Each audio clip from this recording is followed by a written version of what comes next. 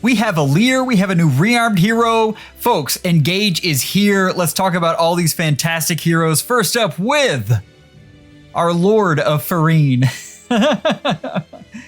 Oh man, I am so excited for the game's drop, and I am excited to get to play with these new heroes. Now, we've got a Lance Cav, which is not something we've seen a lot of lately, strangely. For a while, it seems like we were seeing a ton of them.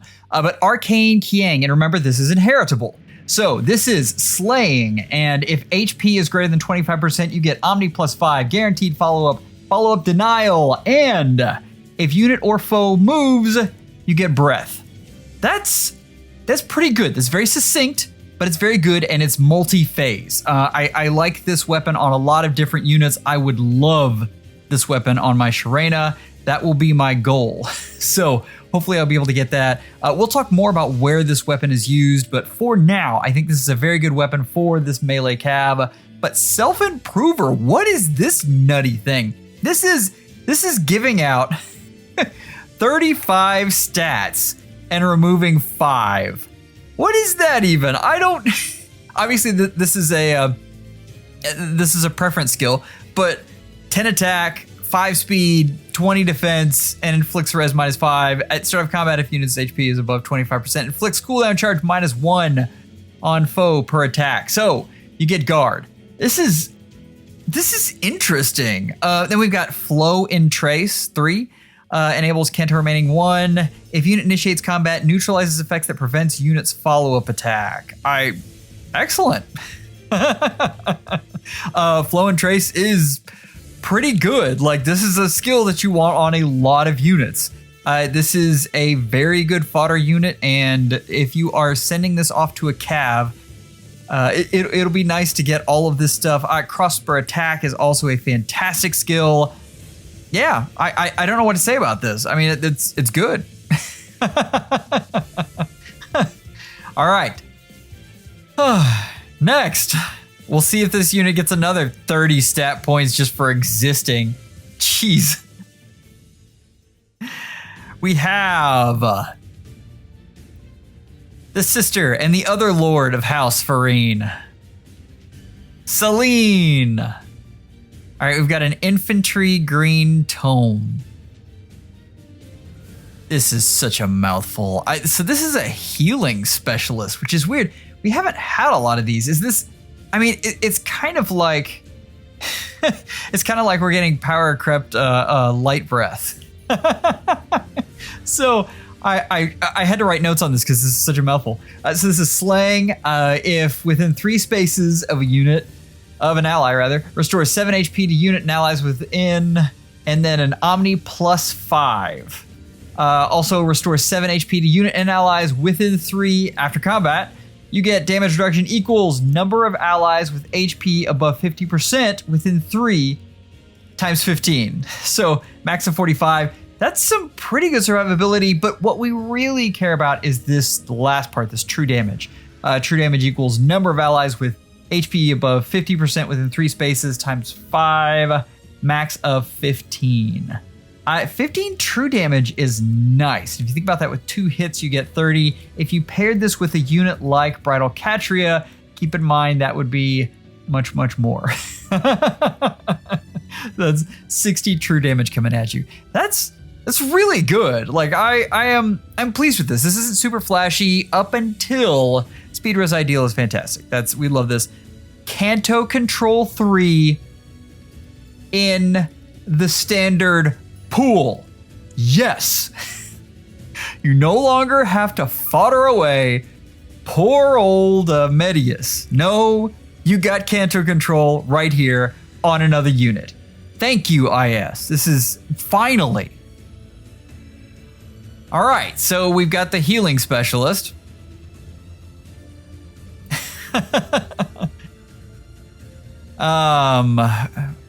Next up we have Bubbles. Of course, Bubbles. Chloe. And I know a lot of folks were really waiting on this unit, especially KCB. I don't know what the fish eyeballs comment was about. It kind of creeped me out. Let's look at this unit, this preference weapon. Oh, okay. I had to write notes on this too. These are getting so long. So this is slaying, Omni +5. If on a team with 2 allies in support pair, and that does not include this unit, you get a guaranteed follow-up, you get breath, you get true damage equals 20% of res, and you get true defense equals 20% of res. That's pretty good. That's actually kind of amazing. This unit's probably gonna have about 40 res. I'll wager that as a guess. Dropping the attack by 8 is pretty spectacular. I'm a huge fan. But yeah, you also get distance stance 4. Is the theme of this banner good fodder? Is that the part that I'm missing here? Is that okay. Pegasus Flight 4. Inflicts attack defense -4 on foe during combat. At start of combat, if unit speed is greater than foe speed -10, inflicts penalties on foes' attack defense during combat equals 80% of difference between res stats. So you want a high res, high speed unit. We've seen this before with Pegasus Flight. The units that use this well will still use this well. Anyway, max penalty of -8. And also, if at start of combat, if unit speed plus res is greater than foe speed plus res, you get an impact effect.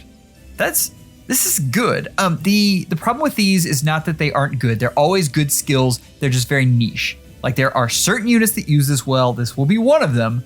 But this kind of feels like the second coming of Spring Maria.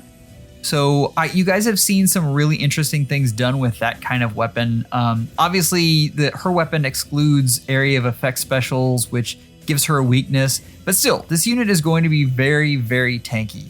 A res tank at that. This is so interesting. So there'll probably be a dump stat in defense. But I mean, current gen stats, you can call it a dump stat all you want. It's a lot higher than the base stats of the Gen 1 units, that's for sure. Then we have the most interesting one of the batch with female Alear, Dragon Child. Eventually, they're going to have to stop giving the protagonist a sword. Probably not for a while. So you're seeing this because, yay, verily, you have charge. And this is what makes this unit so fascinating. This is slaying. If HP is greater than 25%, grants charge to unit and support partner. That's so interesting. Now keep in mind you won't be able to use this on something like defense, but in a lot of other modes, like if you think about hit and run shenanigans, I mean this unit's gonna love that. I keep in mind, like if you put this on a cav, they can't go over forests, but they can go over trenches, which apparently they just don't like. Like they've decided the whole trench thing was a bad idea. Just get rid of that altogether. And then of course, infantry units will be able to warp, and it is a warp. Keep in mind it is a warp effect. So something like Legendary Myrrh can stop this. Or for those of you Gatekeeper fans, they'll stop this as well. But giving this out to a support partner is really, really fantastic, and I like that a lot. This unit is, the name of this unit is damage reduction, just all the way. The problem is I don't see true defense, which is an issue for a unit that what they're trying to do with these Omni tanks is say, this is the new way you're supposed to be tanking. Forget those nasty old save balls, go back to your one single unit that you just stack stuff on. But they gave Embla Feud, which really limits how you can support these units. So will this unit stand up to something like a cav line with Embla in it? Probably not. But I mean, this unit can very well be a melee frontliner. Kind of like the way I used Legendary Dimitri for a while. If we look at her stats, I mean, a 46 speed is really good. 59 attack is great. 39 defense and 26 res is respectable, especially if you get the damage reduction. And keep in mind, melee units, like if you make this a melee specialist, which I believe is where she belongs, then this unit doesn't actually go up against a lot of stuff with damage piercing. So most likely this unit is going to want to run Vital Astra. Times Pulse 4 is probably going to be her ideal C skill. I'm not a huge fan of Speed Spoke 4. It's very fun and it makes incredible highlight reels, but practically you're already getting so many forms of damage reduction here. And we haven't even talked about Close Call 4, which is inflict speed defense -4 on foe during combat. If a skill compares unit speed to foes or allies speed, treats unit speed as if granted +7. So this is a whole little like mini phantom speed in this thing. If unit speed is greater than foe speed, reduces damage from attacks during combat and from area of effect specials. That's big. That's really big. By percentage equals difference between stats times 5, max 50. If unit initiates combat, unit moves 1 space away after combat. So that's fantastic. Keep in mind the reason I'm saying Vital Astra over Godlike Reflexes is because it is very, very difficult to loop Godlike Reflexes unless you have something in your weapon that helps you with that. So most likely it's going to be Vital Astra, although she would prefer Godlike Reflexes because Vital Astra gives you better area of effect special reduction, but you don't need that. So the ability to not be pierced is kind of a big deal for her. Is this a good melee frontliner? I think you can definitely use this unit as a frontliner. Is this unit an Omni tank? No. I mean, you could use her as an Omni tank, but I'm not seeing it. We get this new character and where is this guy? Norther. That is some art. Look at that thing. Like that guy looks like. Anyway, I want to see the story here. I don't know anything about the lore. I'm anxious to find out. I didn't see any announcement on a GHB or a Tempest Trials unit. Should be GHB, I think. So yeah, and no demote this time. All very interesting. Okay, we've got rearmed shenanigans and all of that great stuff. Let's get to what you guys really want, which is the tier list. And first up we have...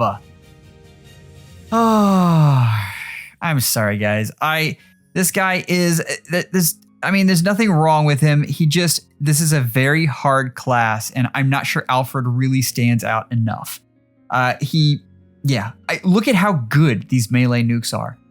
And the thing that all of them have something special, and most of them have some form of true damage.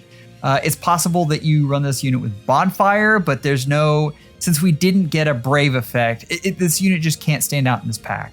Now as fodder, this unit is amazing. Like if we had a different, I can't create a fodder tier list, guys. I'm sorry. That's too mean to folks who love these units.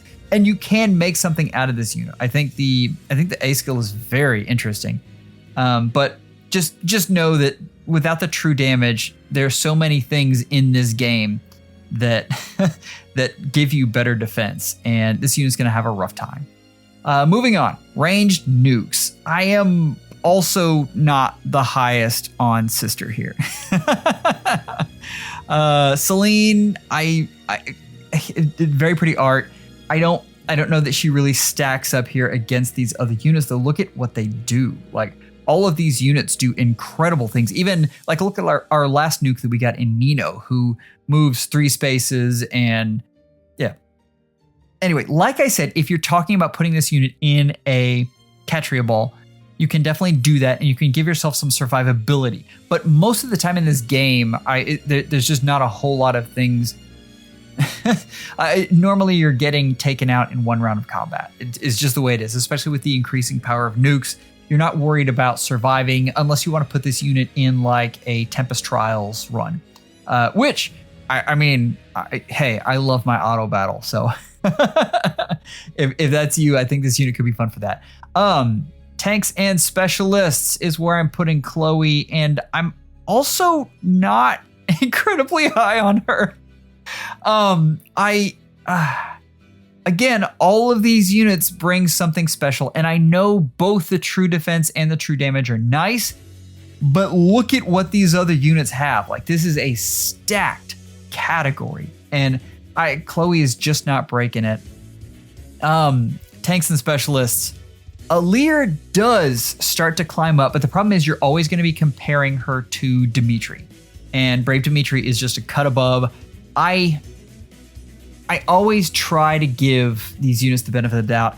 I have this unit above Ascendant Tiki, but is very close. It's very, very close. So just keep that in mind as you're going through this. I do like Flamelyn better. What she does is just amazing, and she is so anti-meta right now. So all of your melee nukes, all of the best ones are red. She's blue. She stops them all. She gets a ton of speed. I'm a big, big fan of Flamelyn. Summoners, that's all we have for now. If you want to look at how these units fit into the current meta, I just put out a recent meta report. Go check it out. Go see what I have to say about what units go where. And if you're an Engage fan, congratulations, Summoners. This is a really fun banner. Take care and schedule an appointment with your FEHologist real soon.